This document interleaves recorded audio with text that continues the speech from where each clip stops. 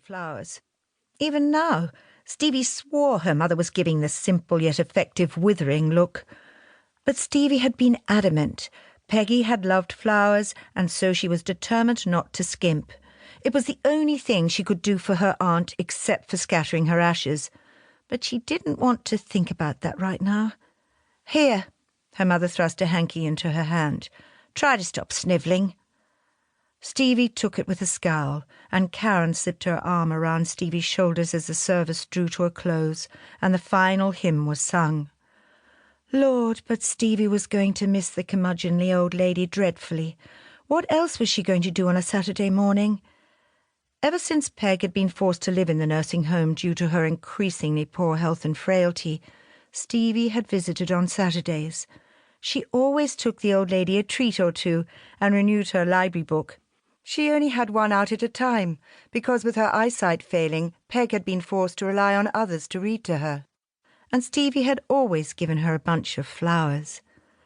At least I don't have her house to worry about, Stevie thought.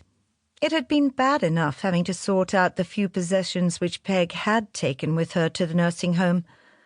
To be fair to the old woman, when Peg understood she could no longer care for herself, Stevie had offered to move in with her, but Peggy was adamant she didn't want Stevie nursing her. She had sorted out her own affairs with remarkable efficiency. It was one of the things Stevie had loved about Peggy, her independence. If the old woman could do it herself, then she did. "I don't want to be a burden," was her favourite expression, and it used to exasperate Stevie no end, as if Aunt Peg could ever be a burden. It was just a pity the rest of her family hadn't viewed Peg in the same way. Neither her mother nor her sister seemed to have had any time for the old woman. Admittedly, her mother used to invite her round for lunch at Christmas and Easter, but that was about it. Token gestures, nothing more. And since Peggy had moved to the nursing home, her mother had only visited once. And Fern hadn't visited at all as far as Stevie was aware. In fact, her sister seemed to have completely forgotten their great aunt existed. There, it was over. Stevie had been dreading this day ever since the nursing manager had called to say Aunt Peg was slipping away, and if she wanted to say goodbye, she needed to get there quickly. And Stevie had been glad to have been there at the end, holding her aunt's hand and telling her she loved her as the old woman took her last breath.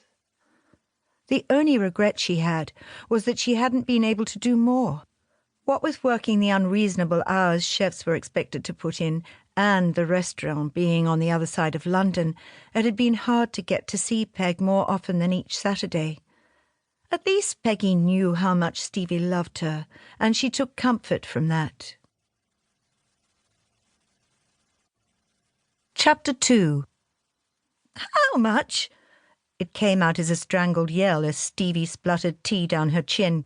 She dropped the cup back into its saucer with a loud clatter. "You can't be serious!" Her eyes widened in shock. "Can you?" The rather elderly gentleman staring at her over his equally elderly desk nodded once, his eyes twinkling. Was it because he was having her on, or because he enjoyed imparting good news? She desperately hoped it was the latter. Please let it be true. "You're sure you've got the name right? Peggy Langtry?" Stevie asked. Another nod. "But she didn't have any money, only enough to bury her. She used to keep her funeral funds, as she called them, in a vase on the windowsill." Stevie smiled fondly. "She clearly had more than you thought," the solicitor pointed out dryly. "What about Mum and Fern? Don't tell me she left the same amount to them too." Stevie gulped at the thought. "She must have been loaded." Mr. Gantley shuffled forward in his chair and steepled his hands together, elbows on his desk, a faint whiff of mothballs emanating from his direction. "No," he said solemnly, after a dignified silence. Stevie waited for him to elaborate, but he made no move to speak again. After tapping her fingers on the desk and swinging her crossed legs, she asked, "No, she didn't leave the same amount to Mum and Fern, or no, she wasn't loaded." "The first option. She left differing amounts to your mother and your sister."